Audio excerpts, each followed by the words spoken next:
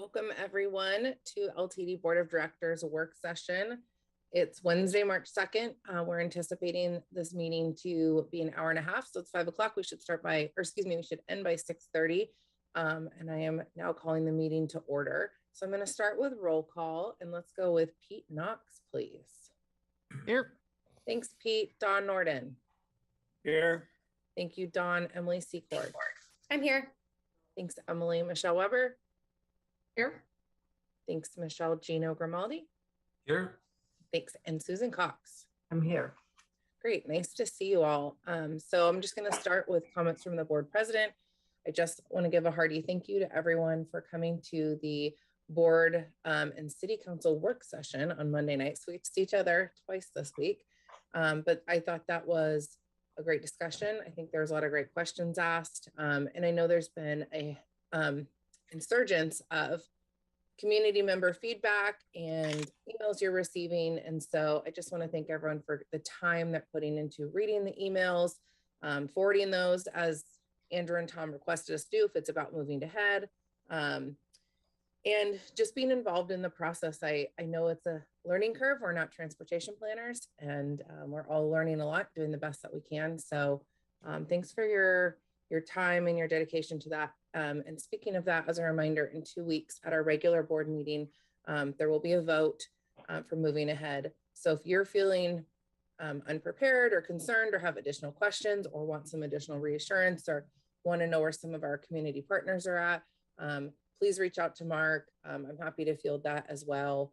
But just, I want you to feel like you're supported and we can get answers to your questions, and that you feel really just prepared going into that board meeting. And I think that's really important that everyone here feels like they have kind of the background and the knowledge to feel confident in whatever decision happens. So with that, Mark, I'm going to turn it over to you. Do you have any comments for our meeting tonight? I don't. I think you covered what I was thinking about saying. So I'll just support what you said and thank the board for their time and effort. We're coming into a busy time of the year for us. So I appreciate everybody's time. And speaking of time, I know the lunch with Mark is full on Friday, which is great news.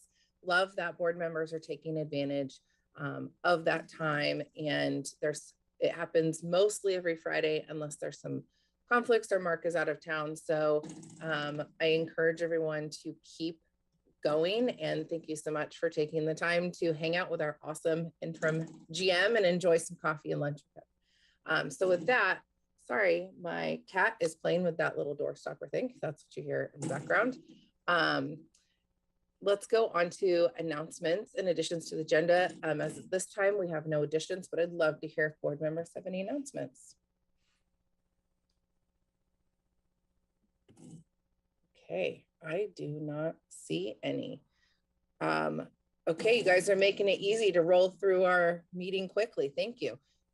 So Mark, I'm not sure who's joining us from TransPro this evening, but I'm going to turn it over to you for our first agenda item for the general manager recruitment process.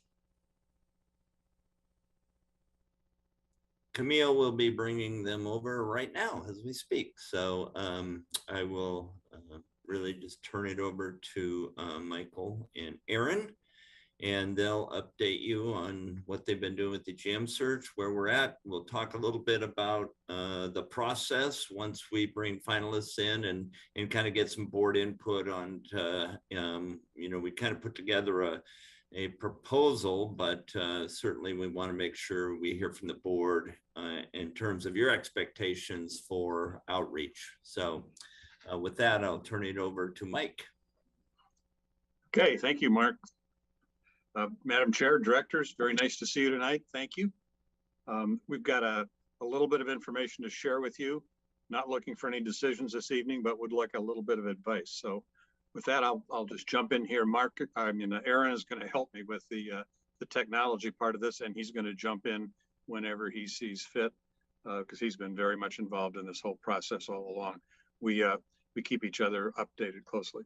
So Aaron, if I could have the content slide, just to put us in place here, where we're going to do the project overview, just remind ourselves where we are talk a little bit about the level of recruiting activity, which is quite encouraging, you'll see in a minute, and then have a short discussion about the interview process itself, touch on next steps, and then we'll be done. So I think we'll be easy on your schedule tonight. Aaron, next slide, please.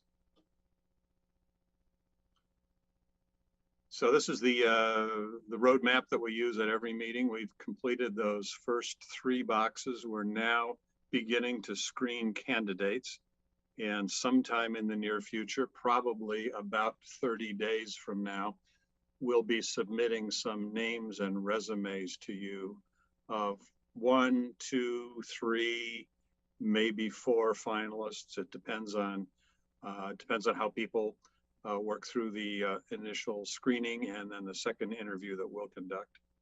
So then the next stage will be to figure out what the interview process is at the board level, and we'll talk about that in just a moment. But on the next slide, I'd like to update you on the, one more please, on the number of, the level of activity we've seen so far. So from Indeed, we've got 14 applicants. From LinkedIn, 30. That has lately been our best source in terms of numbers.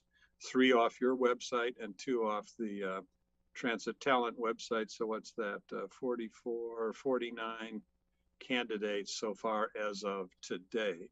Not all of them high quality candidates, but it's very encouraging that there's that level of interview, or that level of interest. Sorry. So Chanel and I have, by the way, Chanel couldn't join us tonight, but she'll be with us the next meeting. Chanel and I have interviewed preliminarily 8 candidates that we judged from their resume and their application to be of interest. We've got 3 more scheduled tomorrow and Monday, I think. So we'll have 11 candidates that we will have put through this initial screen. This is a half an hour where we make sure they really get close to the kinds of things you're interested in. I would say, just in my own judgment, we've seen 2 really fine candidates so far and 2 maybes. So that's good. That's good. We're still working through these, but I'm encouraged that we're going to be able to offer you some pretty desirable candidates in a few weeks. So that's the current state of recruiting. As I say, these are just the initial screenings. Now we go back and have our second in-depth interview with those that we consider to be likely to gain your approval also. Any questions on that? I'm going to go to the interview process next, but any questions on the level of activity so far, or any suggestions? Michael, I just have a quick question. Is this pretty typical with what you're seeing, kind of on par with other organizations? Is this a higher level of interest or a higher number of qualified candidates? That's a good question, Director Sicard. I would say it's a higher level of interest. We are seeing people who have been waiting, who are aware that this opportunity was coming up and have been watching for it. So I think we've got a higher level than some of the other ones I'm working on right now. So that's also very encouraging. Other questions or comments? Okay, let's go on to the interview process itself. And here I'm looking for some discussion and some advice from you. So here's kind of a basic process, a really fundamental process. So that top box, this is Chanel and myself doing those initial interviews and then doing the second in-depth interview with the ones that shine in the first one, and beginning the background checks and the reference checks and social media checks. So that part we'll take care of. And then the second box, we will pass to you 1 to 3 candidates, or if there's a fourth one, that's great. Well, it'll be 4. We'll pass those to you. So that part's, and we think we do that by the end of March, in time for your session a month from now. So now the question is, so what will you do with them? And here's where I'm looking for your advice. My suggestion, and this is only a suggestion to get us started, is that you would interview all 1, 2, 3, or 4 that we've recommended and try to settle on one that's your preferred candidate. Now, we're not to a job offer yet, but just the one that you think most conforms to your expectations. And then we set up for that one candidate. Well, before I go on, so if it turns out that there are 2 candidates and you just can't decide between the 2 of them, then we would propose doing both sort of in parallel. But that's a little more complicated and could lead to, you know, camps who favor this one or that one. So if we can get to one, that's the best. So that one, then we would schedule for some meetings with employees. This would be my preference is for a very informal kind of meeting. You know, it may be in the driver's room or in some common area where everyone feels comfortable, and at a time when a lot of employees could easily access it, which probably means early afternoon when day runs are coming off and late runs haven't started, something like that, where people could just come in and mix kind of informally with the candidate. Maybe the candidate makes a little presentation. Here's who I am, here's where I come from. What questions do you have for me? So that would be my recommendation for the employee session. Then lastly, we'd have a stakeholder session too. And I'm thinking of this as a little more formal, kind of a town hall meeting, or maybe a little like a public hearing where people register and they've got a specific amount of time to answer a question and somebody kind of moderates the whole thing. But I make those suggestions really as a way to get us started. It's more important that this be a process that feels good to you than to me. So with that, I'd like to kind of open it up, questions or comments or suggestions.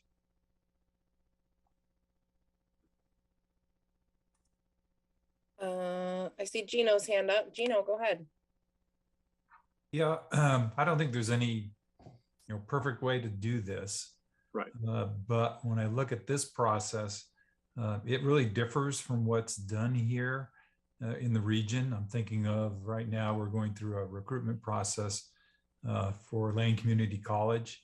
They've announced 4 candidates, and they're going to put the 4 candidates, the finalists, through a series of interviews, which is different from what you've proposed, where just one goes forward.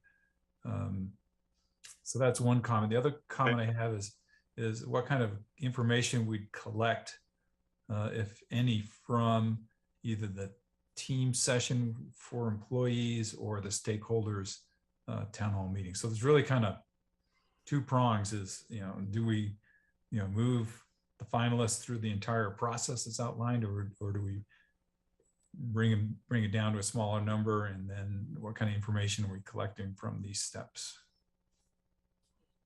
Okay, thank you, Director Grimaldi. That's a good question, and that's really the kind of question I wanted to get to. We can certainly manage it either way. On your the second part of your question, I think we would perform something like the same process we did with the initial the pre-screening meetings with stakeholders and employees, where we distill down the comments, provide a complete set, but give you sort of a summary of what we heard from employees and what we heard from stakeholders and others who commented. And that's easy enough for us to do. So I guess the key question is, should we put several people into this process or just one? And I'm indifferent. We'll do whatever the board prefers. Susan, I see your hand up, and that, Gino, it brings up an interesting point. Believe it or not, when Gino left the city of Springfield, they had 2 separate rounds because it's hard to fill his shoes. But they had one round where they had 2 or 3 candidates, and folks came into this room and sat down, and the candidates answered these set questions plus a few questions off the cuff, and then were rated by all the stakeholders in the room. And then they even had a second round when they had to go back out for new candidates, and they had 5 candidates come to more of a informal kind of social hour type of thing where you got to meet them face to face, and they were kind of talking in these large groups, and you had sheets that you were rating. So it's familiar, as Gino mentioned, in our region to have high stakeholder engagement. So I just wanted to say it took them 8 people to find someone who would replace him. But Susan, let's go on to you.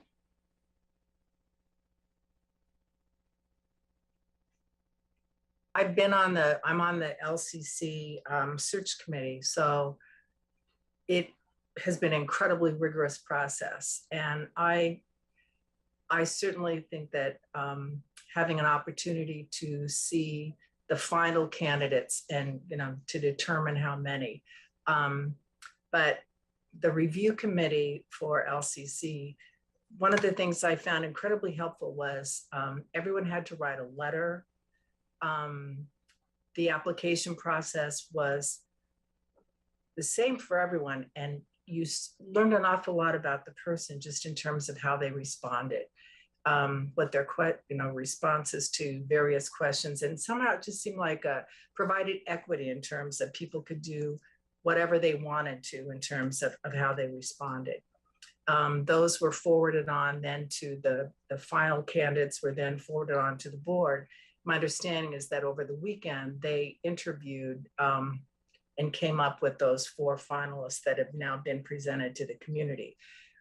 And I think LCC certainly has, the community cares about and is going to be interested in the president of LCC, but I think they're also going to be interested in who is the new general manager of LTD. So for that same reason, we've had so many opportunities for public comment and interest that not to include a broader view prior to this is the final candidate, I think that would be missing a big opportunity to do that. So I would be in favor of a broader view, a broader net that more people can participate in. Okay, I understood. Emily, go ahead. I was just going to second that, and thanks, Gino, for making the comments about more community involvement. I think you were the first one that mentioned that anyway. I guess I just wanted to reiterate that for the police, chief of police, we had a really vigorous community involvement, and the community actually had a panel that interviewed. And so again, quite a bit of stakeholder engagement. I think that's going to be really key here as well. I do have a concern about efficiency as far as timing and sort of getting this, rolling, but I also want to be mindful of that. I think really important engagement piece. I think one of the things, can y'all hear me okay?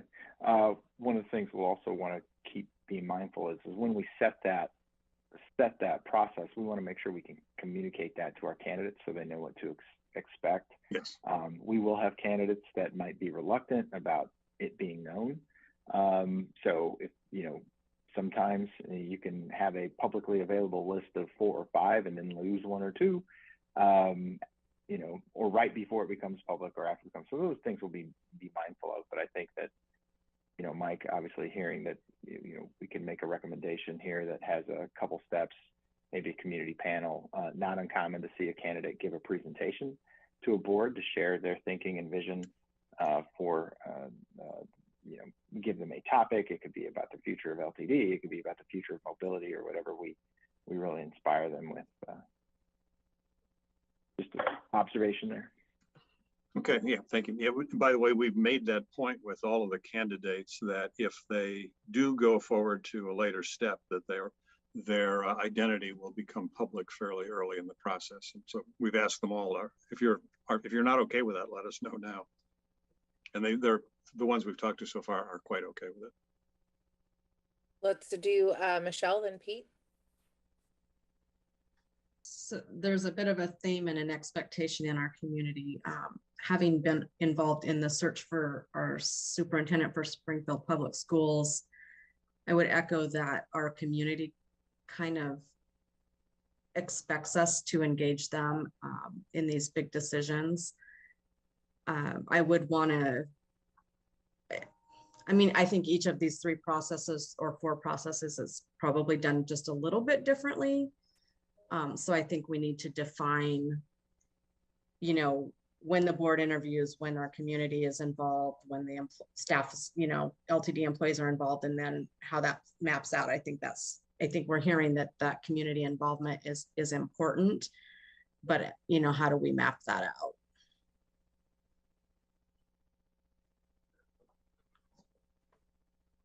Well, let me modify the process a little bit, make a proposal, if I may.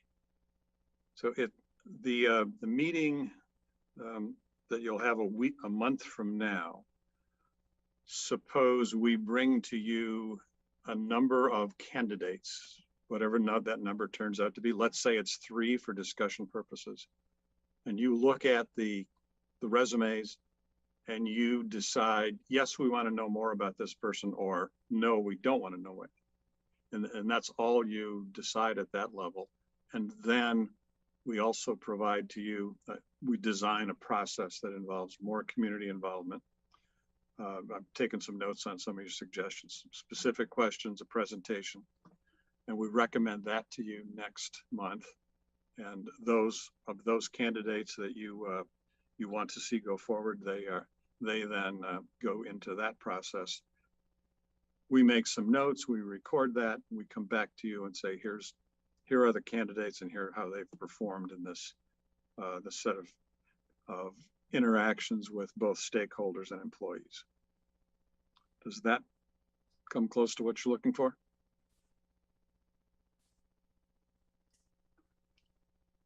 Any heads, nods, shakes, thumbs up, sideways, down? Oh, can't see my thumb. And I can work with them as far as identifying, you know, people in the community who we would want the input from. And my initial thought is, you know, peers. So, you know, the city managers and county administrator, and you know, some other key people that they would be working closely with would be an important group. So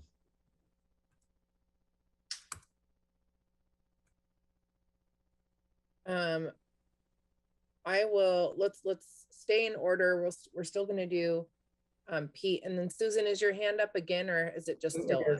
It's again. Okay, so let's do Pete, Susan, and then Gino.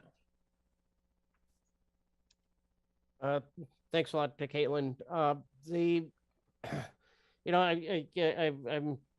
I totally agree with what everybody has been saying. You know, we have this culture in the Northwest here that involving the community in really large decisions like this one is pretty much a must. And I would say that just kind of the only thing substantive that I can really add, I think, is that you know, Mark's got a good idea of talking to peers, but I also think there should be some way to bring in some important community groups that might be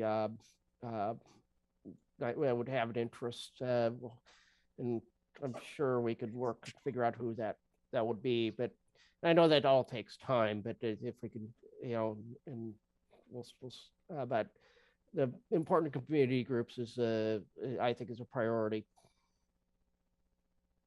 yeah, that's a really good point. And you know, my thought is, you know, we'd have kind of an open forum where community members, passengers, you know, people who use our services can come in and talk to the candidates and you know, give some input. So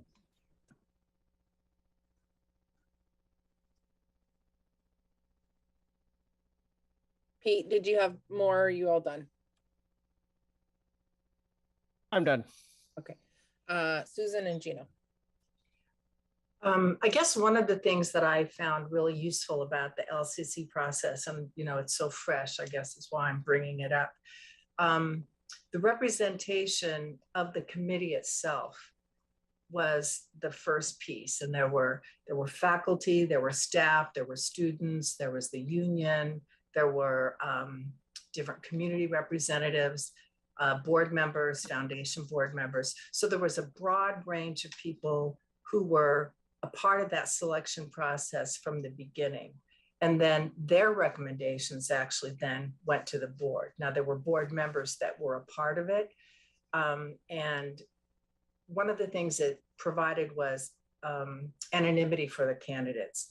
There were a number of them that really were very concerned. You know, we didn't know anybody's name. You could sort of guess a little bit about where they were from just based on their experience and their title. But having the broader input first, rather than having the board do the narrowing down and then getting input from the community. I wonder if it's possible to reverse that a bit, or is it, I mean, I know that we want to have a process that moves, you know, quickly, but I also think this is too important to go speeding through it. If it takes a little longer, I think we need to let that process take place.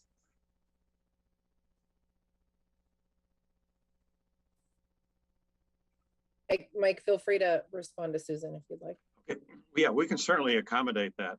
And in fact, the whole point of this discussion was to get your advice on what you would feel comfortable about in reaching this important decision. So this is valuable, and we can, once we finish with all the comment, we'll put together a process. We'll work with Mark, and we'll propose it to you along the lines of what we're hearing right now. That sounds great. Thanks, Mike. I'm glad we're all feeling excited about engaging stakeholders more, all singing kind of a similar tune here, wanting to get a lot of stakeholder engagement and just really create that community buy-in. So it's not necessarily a board decision, it's a community decision. Gino, go ahead. Yeah, two comments. One is somewhat related to Susan's comments. I want to make sure we don't do a process that takes out a candidate that we may be interested in, because once a community or group says, no, we don't want to look at a person, it's going to be awkward to move somebody back in. So maybe you can finesse that. The real thing I want to talk about a little more is the session with the employees. I think we need to be purposeful in that interaction. I mean, for example, what I'm looking for to hear from the employees when they're looking at these candidates is not to rate their resume or anything like that, but I'd like to hear from the employees as to whether or not they can connect with this person and this person can communicate with them. So it's kind of those soft skills. And if you could come up with a process where we could get that input from the employees and any other input that you think is important from the employees, that would be helpful. That's a great point, Director Grimaldi. One of the things that I would be looking for in the interaction with the employees is how the candidate handles it also. You know, I would expect a little bit of challenge and maybe a little bit of friction, because that's the way workplaces are. And I'd like to see how the candidate handles that. Is he or she comfortable in that environment? Can they be direct? Can they be sensitive? Are they listening? You know, it's actually a very telling kind of interaction, I think. And employees will do their homework as soon as the name of a candidate comes out. Yeah. So they will know as much about that candidate as any of us will. So, yeah, so that's always an interesting process. That's a good word for it, interesting.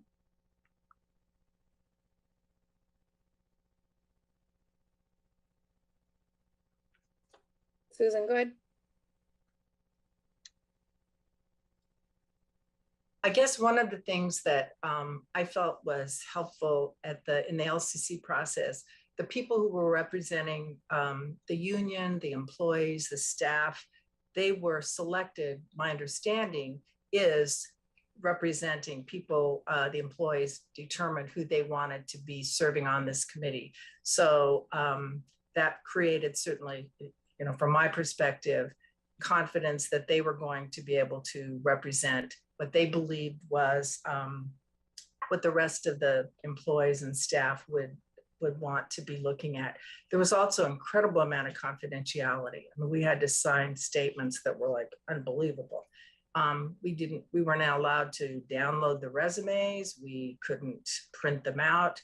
So anyone who would be determined to be a part of it would really commit to protecting the identity of the candidates and moving forward pretty seriously with it. So I would think that the employees would have the capacity to determine who they felt represented their perspective. That doesn't mean that there wouldn't be a larger opportunity for the candidates to speak to the employees, but I'm thinking more earlier on in the selection process. So how big of a group are you thinking for that initial screening process, Susan? I don't know how many LCC had. Just curious. Yeah, the LCC process, I want to say, I believe there were about 20 people.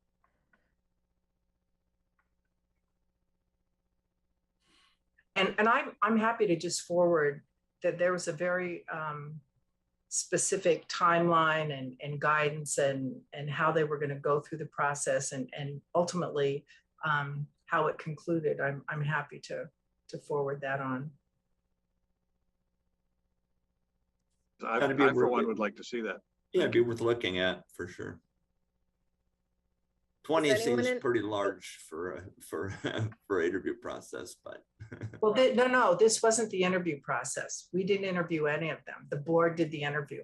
This was the process by where narrowed it down to who recommended the final candidates to be. That went to the board, and then the board then narrowed it down further, and they're the ones who interviewed.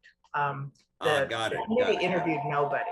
So it was a screening. Okay, got it. Okay. That makes more sense. Yeah, it was a surprise to read it in the paper because we didn't have any idea who was going to come.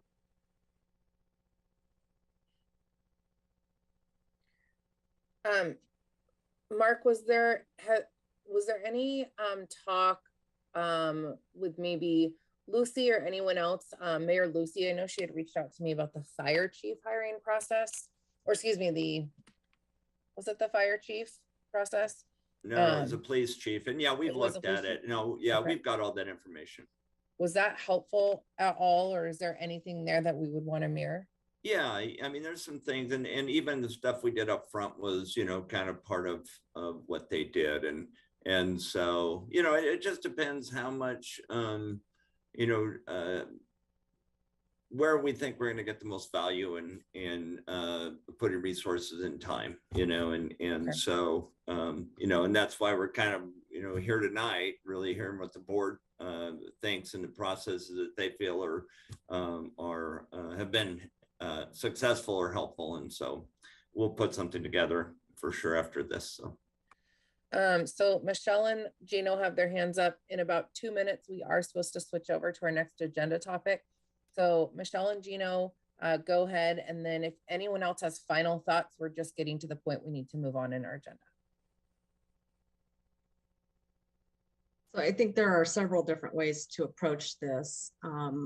In the school board process, we had an application that we sent out to community members, and they had to apply and then go through a process to be accepted. So I think you could, based on their responses and how they contribute in the community and how that interacts, you could go down that road and determine what a good number is to bring into that initial process. And they were rated on every candidate was rated on the same things, the same questions, that type of thing, so that when that came to the board, we kind of knew what the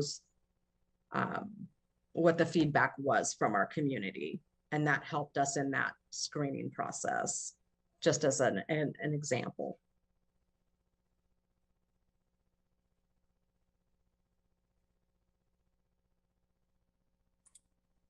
Gino, go ahead. Sure. I think our process has been good. We went through that, we used that tool way back in the goal setting session to come up with a profile and the characteristics. And I think that tool and all these stakeholder interviews that the consultants did, did a great job in coming up with the profile and the characteristics of the candidates. So I think I'm comfortable with the having Transpro come up with the final, not the final, but propose, 4 or whatever candidates to us, and then we screen it down. Had we not gone through that work, I may be more likely to go through more of an LCC type process where you involve a lot of people in the screening. But I think we've done that work and just in a different fashion.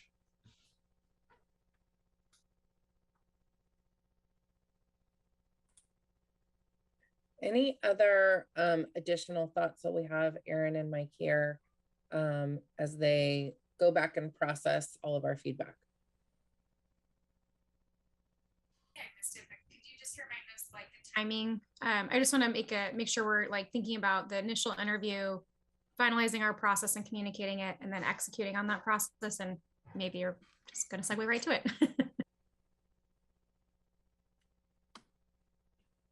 Well, I think based on the advice that we've gotten tonight, we'll bring you a more detailed process and some candidates a month from now, and then we'll use the month of April to consult with employees and stakeholders and others as we, as you determine in our next meeting.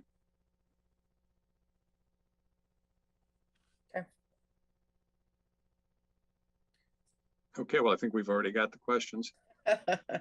So thank you very much. Your advice is invaluable. Very much appreciated. Well, thanks for being here this evening and being receptive to the feedback and asking good questions. And for the process, of course, we really appreciate all the work that's gone in so far. And it's so encouraging to hear that we have just a great pool of candidates. That's so awesome. So thanks for sharing that news with us. Absolutely. And thanks for being here, whatever time it is, wherever you are. We always appreciate you staying up late for us. Most welcome. All right. Bye. Thanks, guys. Bye-bye. Bye, everybody. Thank you. All right. We are going to move on to our next agenda item. So welcome, John. We haven't seen you for a little while. So nice to see you. So John is going to be talking to us about the RideSource operations overview. It's all yours, John. Glad to be back. Thanks. So hello to board members and everyone joining us today. The purpose of this presentation is preparation for what will eventually culminate as a new contract for RideSource services. So this is a normal process that happens periodically as LTD puts services out for public bidding through a request for proposals. However, we haven't made significant changes to the contract for RideSource since 2017, and we're due to start talking about a refreshed contract. So LTD determined that the nature of the services at RideSource have sufficiently changed that a new contract is going to be required. These changes are what is known as CCO 2.0 throughout Oregon. In Lane County, this refers to the expansion of Medicaid services to include a second coordinated care organization, with Pacific Source joining Trillium. This also incorporates sweeping regulatory changes and reporting requirements, which we've needed to quickly adapt to. This has included a recent amendment with our current contractor, and major technology upgrades we're in the process of implementing. However, while the request for proposals for a new contract will mean a bit more work for staff, the intention of RideSource is to make things simple and easy for anyone wanting to schedule a trip, and we're not anticipating any noticeable problems for our riders throughout this process, and look to make any contract transitions seamless. As you hear me talk about RideSource today, it's no surprise that you'll find that we're perfectly aligned with LTD's strategic plan and our mission, vision, and values. RideSource directly fulfills LTD's mission of getting people where they need to go, and particularly embodies LTD's vision in creating a connected, equitable community by supporting older adults and people with disabilities with their transportation needs. You'll be hearing me speak at length today about the collaborative community partnerships we create through RideSource, likely more than in any other community you'll find. We're investing in the latest technology innovations through system upgrades and mobile data terminals that help us be more efficient and effective. Respect and integrity are embedded in the fabric of every trip offered through RideSource, and we closely measure our performance on these metrics. Safety remains paramount at RideSource, and at no time has that been more important than throughout the pandemic, as we've supported community members with trips to testing and vaccination sites, and provided transportation for known or presumed COVID-positive community members to receive care. RideSource is an umbrella call center housing many different transportation services, but the anchors that constitute the majority of the work are ADA Paratransit and NEMT. I'm planning to do an overview of these services in general, and I'll leave plenty of time at the end for any questions that you may have. Our intention is to have the board well informed and well prepared throughout the upcoming contract update. You're already very familiar with our 40-foot articulated 60-foot fleet of fixed route vehicles, and I'm sure you've seen our fleet of RideSource vehicles driving around town. We own these vehicles and we lease them to a contractor and pay for their preventive maintenance. This allows RideSource to be a turnkey operation, meaning a contractor can come in to operate the service, and we don't need to wait for them to scale up or purchase equipment. LTD owns the call center at 2nd and Garfield next to one of the Safe Sleep sites. We own the vehicles, the phones, and the technology infrastructure. Our contractor is then responsible for answering calls, for transportation requests, dispatching, and finally, picking someone up and dropping them off. The majority of our internal fleet are cutaway vehicles, meaning a second stage manufacturer completes the vehicle to our specifications after they come out of the factory. Currently, the majority of our vehicles are 25-foot Eldorado Aerotex built on a Ford E450 chassis. We've begun upgrading our newer vehicles from 800-pound to 1,000-pound lifts to better accommodate the variety and weight of mobility devices we've been seeing in our community. We're also testing some new suspension upgrades to make for a smoother ride, as an area of feedback we sometimes receive about our fleet is that it can be a bit of a rough ride. RideSource also maintains contracts with an external fleet of vehicles. Primarily, these are taxi sedans, but this also includes minivans, secure and medical transportation vehicles, and ambulances. These are all owned through private providers. RideSource currently doesn't have any relationships with transport network companies such as Uber and Lyft. However, we do have the ability to utilize trains, planes, and TNCs when we have a need, and RideSource does sometimes need to travel outside of Lake County. Eligibility for RideSource is quite simply for anyone who can't ride the fixed route bus to get where they need to go due to a disability. This includes if someone is unable to get to or wait at a bus stop. ADA Paratransit Service is a federal requirement, and it's also the right thing to do to provide transportation options and increase the independence of people with disabilities. LTD has a strong history of serving our disability community, which includes doing so prior to the existence of the ADA. Our requirement is to serve anyone within 3/4 mile from a fixed route bus in the metropolitan area. This boundary doesn't include intercity transportation. And while our paratransit boundary isn't an exact overlap of the city limits, to keep things simple, it's easiest to think of it as generally covering any residents throughout Eugene and Springfield. We provide origin to destination service, which generally means we pick someone up curbside at their home and drop them off curbside at their destination. However, the whole point of RideSource is that we can serve people who may not be able to travel to the nearest bus stop or maybe even to the curb. So when needed, we'll also assist someone right from their door and assist them right to the door of their destination. We provide the level of service needed to get the job done. As such, paratransit is a bit more expensive to operate, and we charge a higher fare accordingly at $3.50 a trip, and personal care attendants can join the ride for free. Many riders use both fixed route buses and RideSource depending on their needs on that day or for that trip. And while we work hard every day to make our fixed route buses as accessible as possible, it remains critical for services like RideSource to exist, as some transportation needs just can't be met on our fixed route service. These trips are generally performed on our internal fleet of vehicles. This is a shared ride service, so we try to be efficient by picking up multiple passengers along the way. We consider these trips to be on time if they're within 15 minutes of the scheduled pickup time. One key difference from fixed route service is that our dispatchers can communicate directly with riders if there's any schedule changes.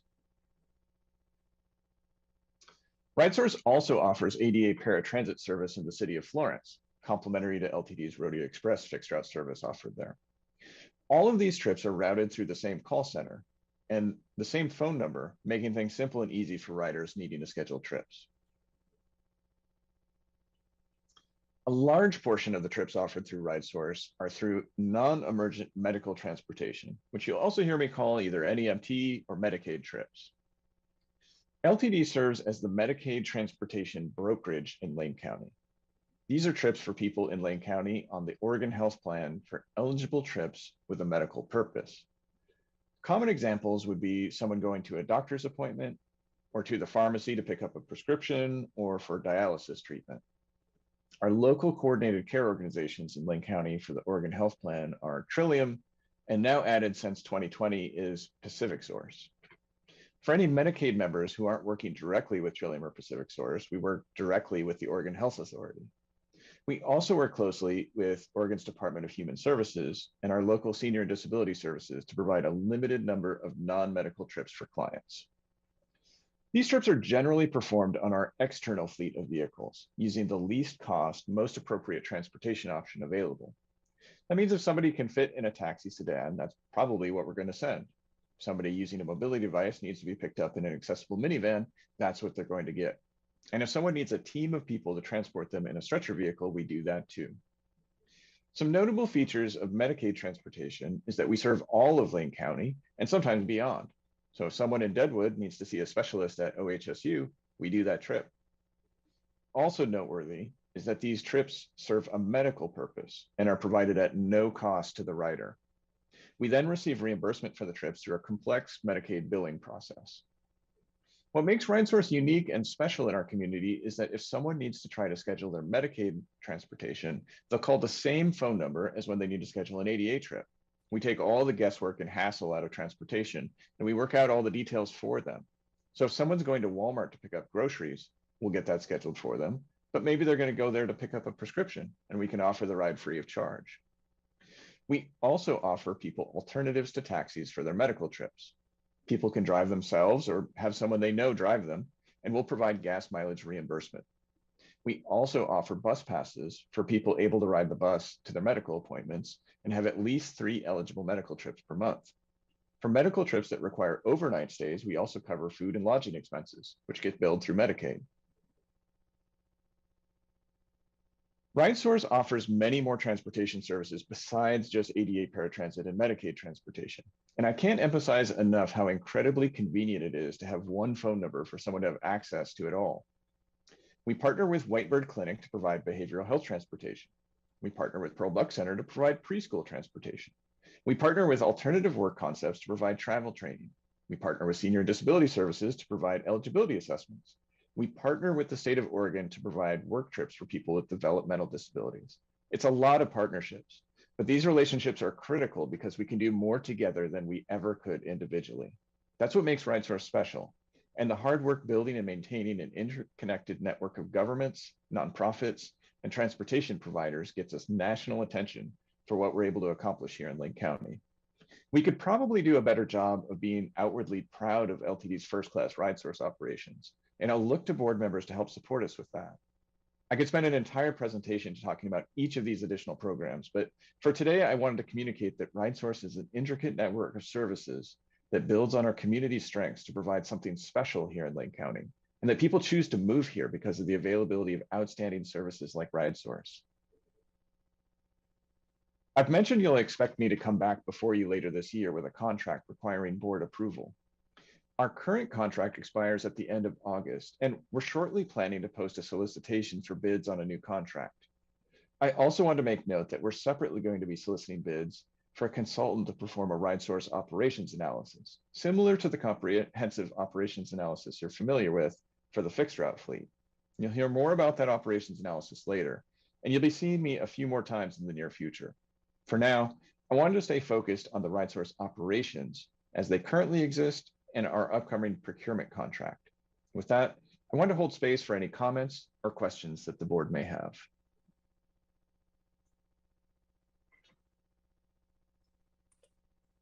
I see Pete's hand up, but John, go ahead and call in, folks. I guess I'll go.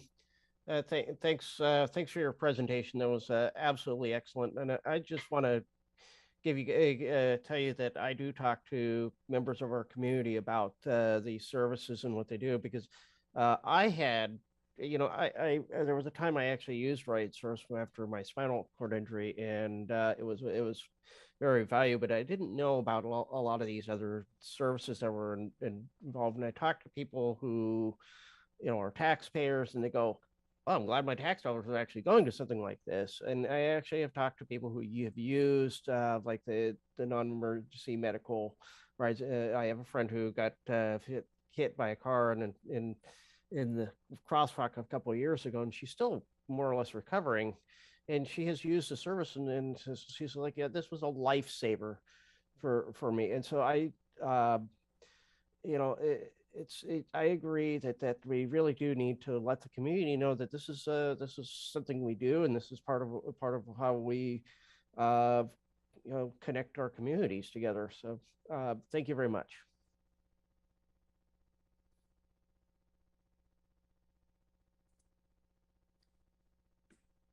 Gino, go ahead. I just want to say thank you for your work. I can hear the enthusiasm in your voice and your presentation, and you should be enthusiastic. You're making a big difference in the lives of so many people. So thank you.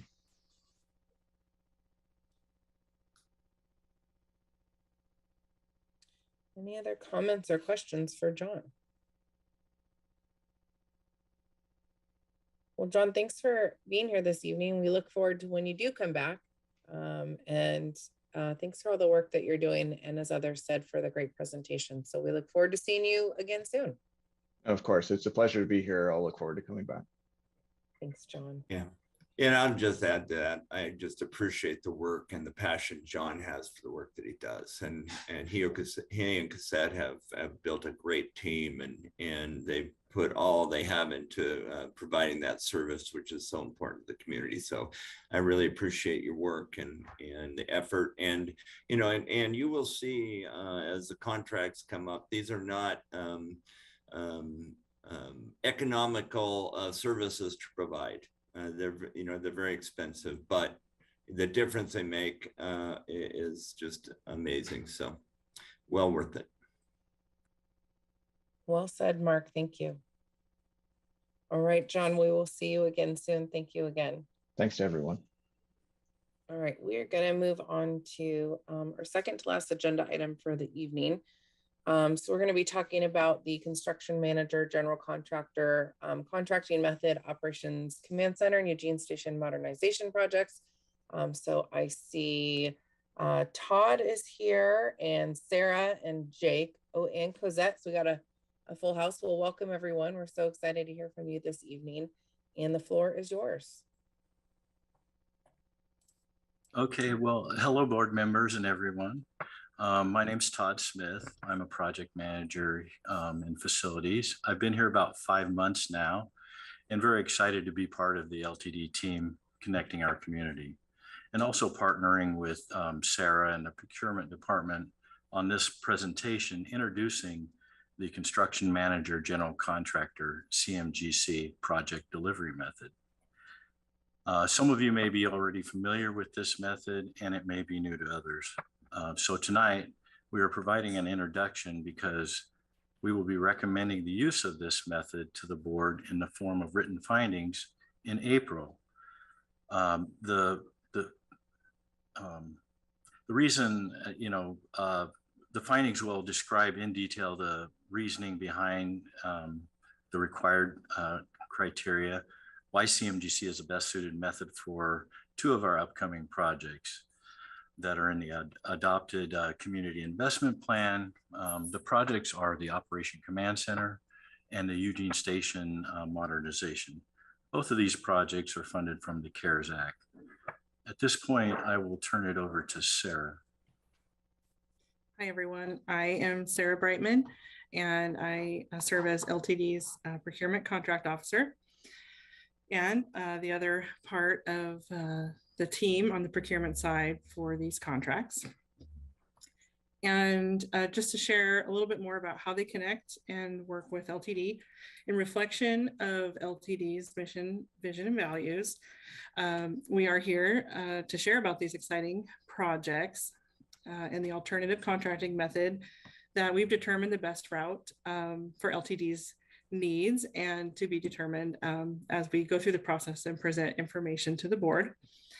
You could say we're on a mission, especially in commitment to the vision. We want to prepare all who will take a part in one way or another, that being LTD employees, neighbors, partners, and the board, on how the projects and the processes are integral to the work along the way, but also to the quality and end result of the construction itself.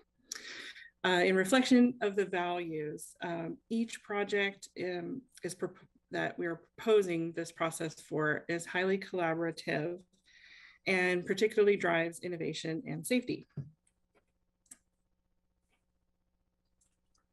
Thank you, Sarah. I will go over the agendas. We're going to do an introduction, and then we're going to talk about project delivery methods and what is CMGC. We'll do a process comparison of the project delivery methods.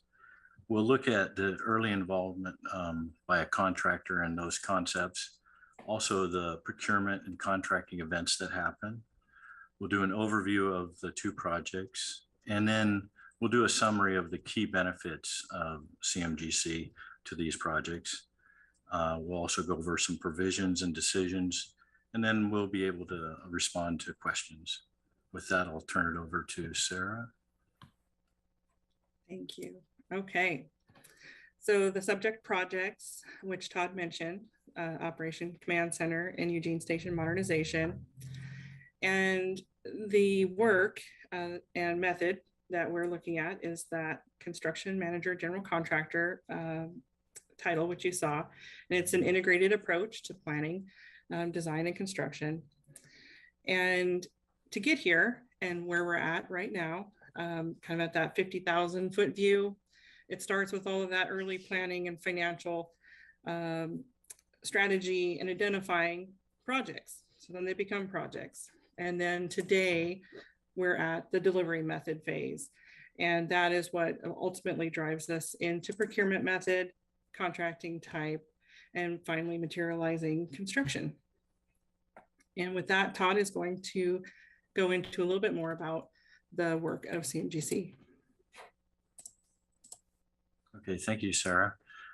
So what is a project delivery method? Well, the beginning of most work sets the stage for successful outcomes, and that also applies to capital construction projects. One of the most important decisions that affects the outcome of a project is usually how to structure it. The structure of how a project team will work together is set by the project delivery method selected by an owner. In most delivery systems, there's a minimum of 3 parties. That's the owner, the designer, and the contractor. This delivery method establishes when these parties become engaged. It influences the choices of contractual relationships, and it also influences ownership and impact of changes and modifications of project costs.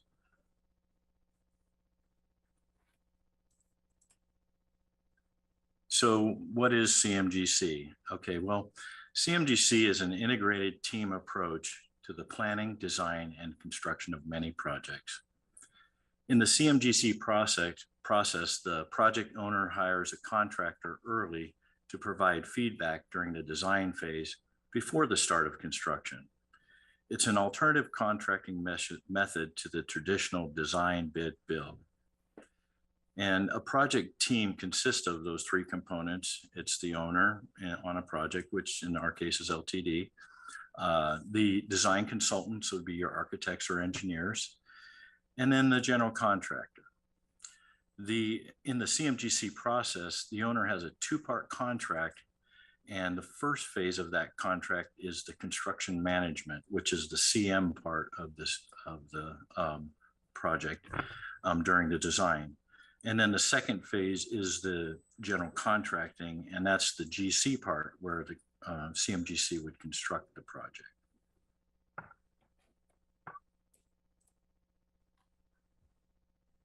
So then we wanted to take a look at this process comparison of the two project delivery systems. And first, we're going to take a look at the traditional method, also known as design, bid, build, or some people call it low bid, which is the default method for public projects. LTD has recently performed several projects with this design, bid, build method, such as the MX LED lighting upgrades, and more recently, the approved by the board, the Glenwood and Ride Source bus wash replacement projects. In this method, the A&E consultant is selected and the owner goes through design with the A&E until the construction documents are completed. Then the owner bids the construction documents to the contractors, and the owner selects the lowest bid, a responsive bidder to build the project. In the design, bid, build process, the project is designed without contractor input and then bid by contractors where they have a short time to get familiar with the project, submit a bid, and then the project is awarded to the lowest responsive bidder. Then they construct the project. So that's the design, bid, build method. The next method we're looking at here is the alternative contracting method, which is CMGC. It's often used on transit projects and some past LTD projects, such as the fleet building remodel and expansion, and the West Eugene bus rapid transit construction. The first step of this process is the programming and planning phase. We are currently in this phase of our two projects, which evaluates project and delivery methods. Then if a CMGC method has been identified as the best suited delivery method, written findings are developed. And the A&E selection process happens simultaneously. So when the findings are approved, we would then move into contractor selection. This is the main difference between CMGC and design, bid, build. This is where we select a contractor early on and collaborate with them during the design phase with their design professionals, and then throughout design. Then the CMG is competitively bids the project to subcontractors, and then we would go into what's considered a guaranteed maximum price would be established, and then move into construction. One of the key benefits here is we do reduce our overall time of a project, as well as we have a lot of collaboration, and what ends up happening there is, there's some cost savings because of that reduction of time. So early contractor involvement, this is a critical component for us, and that's it creates a collaborative team approach to projects, which allows us as the owner to be an active participant during the design process and make informed decisions based on contractor expertise. That also fosters innovation, and the collaborative process encourages both the contractor and us as the owner to look at options, including using innovative techniques or approaches that reduce time and cost. It also improves design quality. The contractor is able to review the design and provide feedback, answer designer questions, and provide change options. By including the contractor reviews, the design can produce better designs. The designer can produce better designs, which reduces issues in construction and prevents change orders. Reduce risk. The contractor's feedback during this design phase can reduce project costs because the owner is able to understand and mitigate risk, which are identified early on in project development. Any risk mitigation savings identified during the design phase are savings to the owner in the CMGC arrangement. There's also improved cost control. Value engineering is a natural part of the CMGC during the design process. This allows a contractor input during the design to the owner, so us as the owner can obtain reliable cost data for any design alternatives being considered. This allows the owner to consider the budget and make more informed decisions about which alternative offers the greatest cost benefit. Another key component is the optimization of the construction schedule. The CMGC process allows the contractor to begin planning the construction schedule during the design phase. This way, the team can view how the construction will impact the traffic operations of a building, and adjustments to the construction schedule can happen accordingly. The CMGC also enables the team to explore existing facility conditions and long lead procurement item issues that may be on the critical path during the design phase. And it gives a greater focus to those that affect the overall schedule. Thanks, Todd. All right, so what does that mean for moving forward in those steps? Well, each procurement and contracting step does have purposeful and prescribed alignment from our public provisions and requirements. At a high level, these activities line up along that cycle with the delivery method activities that Todd shared. And so in taking a look at how the approval actions align with that and what that means for our activities together, each bar of activity has BOD notation, and that's for the board of directors. And that layer of this basically activity approval actions along the timeline are where we would seek approvals. The CMGC process really kicks off with this initial step of those written findings that Todd mentioned. And what we go through is a process called findings approval. And that is bringing those draft findings along to pave the way to move forward with the process. And really almost simultaneously or directly following, you'll see that we move into that A&E process. And this has a very typical qualified RFP contract for selecting that A&E firm. And that's the second party to the team.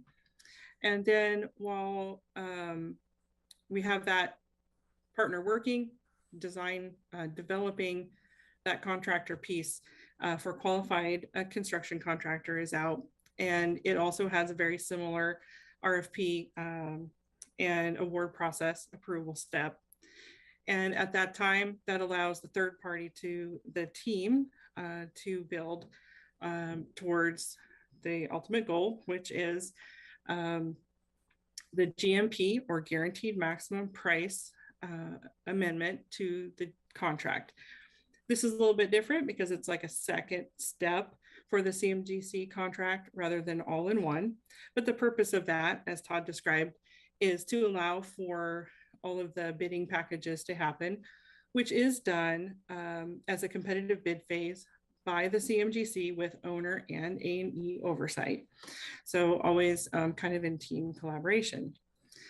This price portion goes through thorough review and any negotiations. And when all is set, we come for that final approval action to add that cost amendment.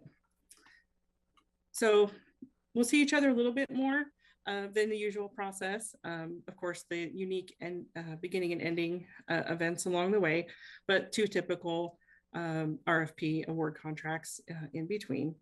And with that, I'll let Todd share some details and more about what the excitement is for each area. Okay, so the two projects that we're talking about are the Operation Command Center and the Eugene Station Modernization, which are both a good fit for the CMGC project delivery method. We are in the early planning process and have been meeting regularly with the operations department, including representation from the ATU, for input on the projects. This process will continue throughout the design phase. Both of these projects are in the community investment plan that was adopted and approved by the board in December of 2021. And both of these projects are in alignment with the 5 areas of focus in the strategic business plan. And they are both also funded out of the CARES Act.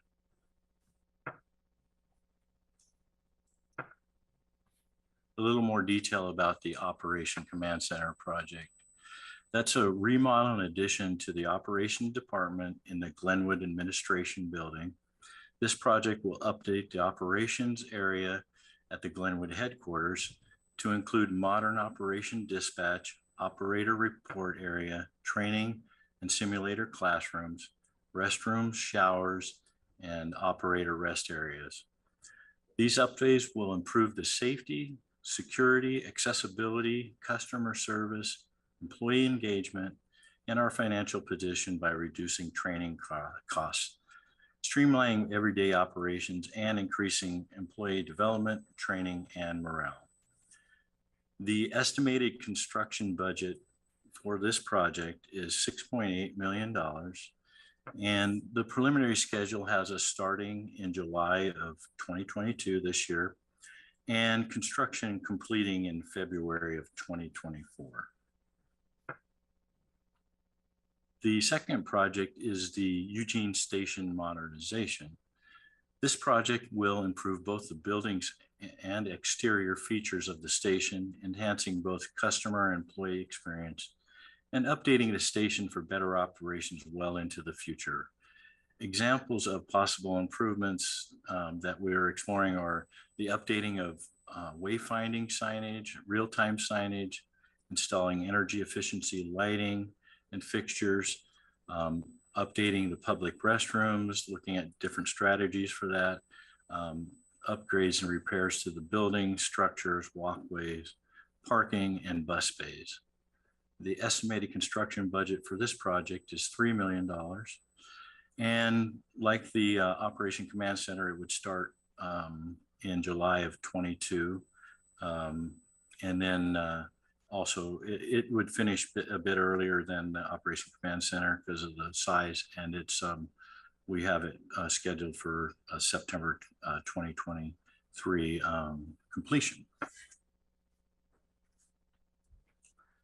So I just want to go over a few of the key benefits that CMGC would provide on these projects and what we would gain from it. So the constructability reviews and inputs from a contractor on these complex technical and logistical projects, which also include significant sustainable targets and goals that we have on our 2 projects. So that constructability, looking at that ahead of time really helps us. The collaborative design process is a team-oriented approach to the project, and it allows multiple perspectives to participate in solution-based process during the design. The continual awareness of the current market values, competitive bid packages, all in an open book process. Familiarity of LTD buildings and site investigations, which would identify existing conditions, long lead time items, and also identifying the phasing and sequencing to minimize disruption in normal operations as we would do this during operating time. So the contractor also becomes a partner to achieve the goal of the owner. And all of this results in a cost and time savings to us as LTD as the owner. Now, the CMGC method is a good option for transportation projects where the qualified and qualification and cooperation of a contractor are critical to the success of the project. At this point, I'll turn it over to Sarah. Thanks, Todd. Definitely, that's my favorite part, I think, about CMGC is the overall strengthened process and teamwork of having the 3 parts working together.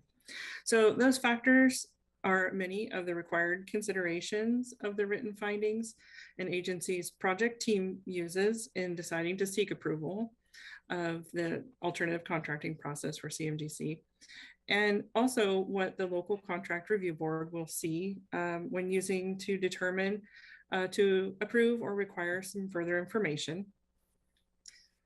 So our provisions are that, of course, our esteemed board here is our local contract review board, and the CMGC process is an alternative contracting method and does require an official exemption in Oregon. And we follow the process steps per ORS 279C and OAR 137. And then our local contract review board follows their parts for written finding, review, and approval, or otherwise determining for more information. With that, Todd and I thank you for giving us your time today. We know that CMGC is a lot bigger than obviously all the details that we tried to cram in. And any slides or questions that you'd like to look back on, we're happy to do that.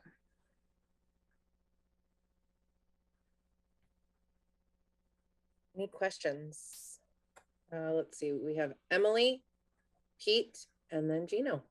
I just wanted to say thank you so much. Whenever we get a presentation like John's and like yours tonight, Todd and Sarah, I just feel so grateful for all of the expertise that goes on behind the scenes. And I really appreciate this refresher on this process, because when it comes before the contract review committee, this is going to, I think, set us up for a lot of success. So thanks so much for your help tonight and just helping us understand the process and the benefits of it. So thanks for your time. Oh, and sorry, A&E, is that architect and engineer? Yes, that is. Thank you. Pete, and then Gino. Thanks a lot, guys, for coming in tonight and explaining this to us. I think this looks really straightforward. My experience with project management was in the software industry, which is and I don't really have a lot of experience in the so-called real world. But I think this looks really straightforward. Yeah, I know it seems like that is a very different thing, but it's actually makes sense in my experience, having all the players involved when you're creating your project is actually more conducive to getting a better project out there in less time and less money. So I'm impressed, and I can't wait to see these projects happen.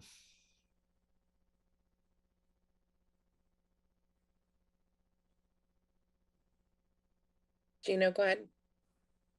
First of all, thank you for the great explanation of the process. I'm totally in favor of using this process.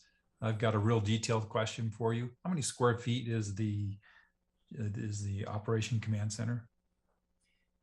Currently, the Operation Command Center occupies, the entire operations department, because it affects the entire operation department, is about 6,500 square feet. However, there is some square footage where there's the wellness center and some, there's the admin kitchen space as well that could be affected and most likely will be, to create better connections. Great, thank you. And just to expand on that, Gino, one of the things that we're excited about is kind of retooling our break area, which will allow employee engagement, not just for operations folks, but for the whole district, to hopefully have admin folks kind of mingle with frontline employees at the same time in the same area. Great, thanks.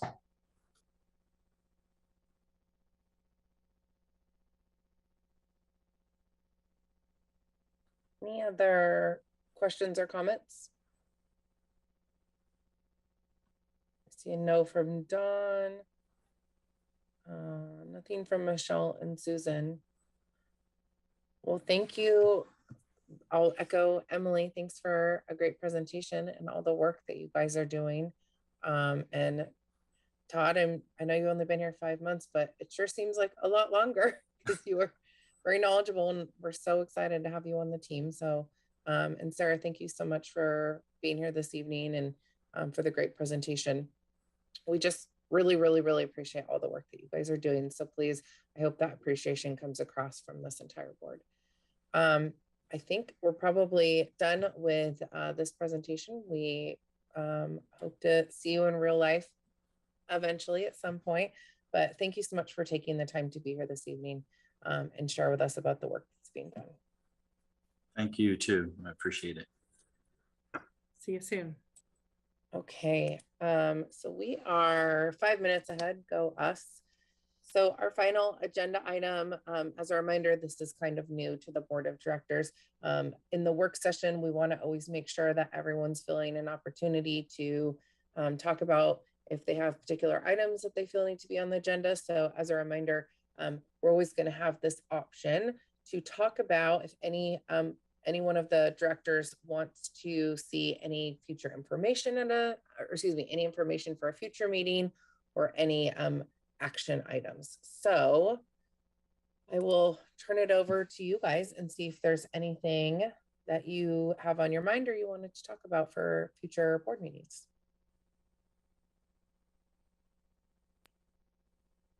I just wanted to remind everybody that we're doing a ad hoc review of bylaws and standing policies. So if there's any feedback, we really would love to get that in advance. I believe we're meeting Monday. So just a heads up, if you have a few minutes that you could spend on that, we'd love any feedback that you might have. I actually had a question about that too. I did watch your last meeting and my question was, I don't know if this is permissible. So Mark, you might want to jump in here, but is there any way to have a president or a past president review the changes? And I say that because there's a lot of changes coming down the pipeline. And for those who haven't been in the position before, it might be nice to just get some extra perspective. I'm thinking of like a Gary Wildish or someone who has such great depth of experience. Maybe he would be willing to review them. But once again, I don't know if that's allowed. Yeah, I mean, we could. I mean, we actually simplified them quite a bit, and you know, we'll turn them over to Andrea to take a look at prior to finalizing them. So, I mean, it's up to you guys if you want other eyes on it. I'm sure that we can find a former board member to do that. Didn't we recently have a letter from some former participants and chairs that might be especially interested in that process? That could be a good opportunity to kind of connect those dots. Caitlin, I think that's a great idea. I think that the more wise perspective and experience and on this, the better. Okay.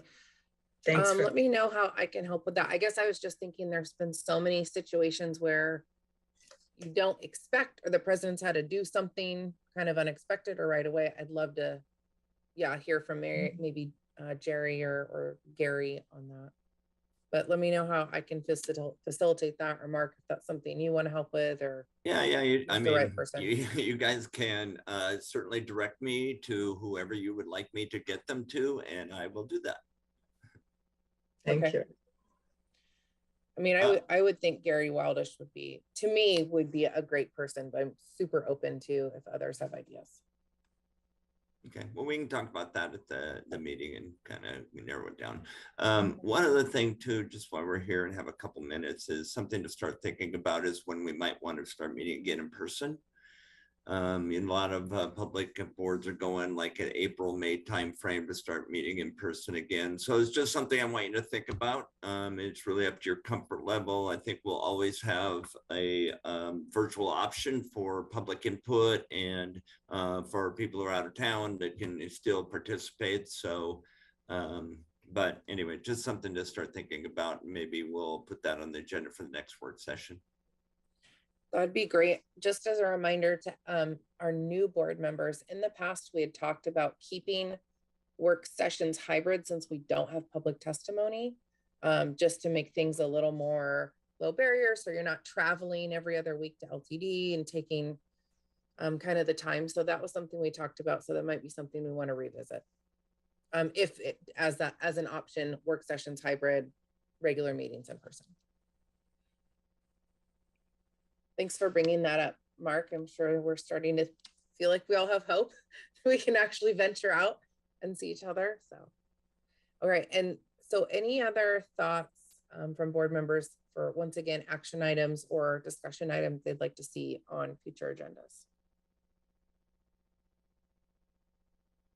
Okay, well, this isn't your only opportunity, of course. We just want to make sure there's lots of opportunities. So if anything comes up, of course, please let us know. But with that, thanks for being here this evening. Once again, we have our regular board meeting March 16th. And anything we can do to help people feel prepared, please let us know. But thanks for being here. And this meeting is officially adjourned. Have a good night.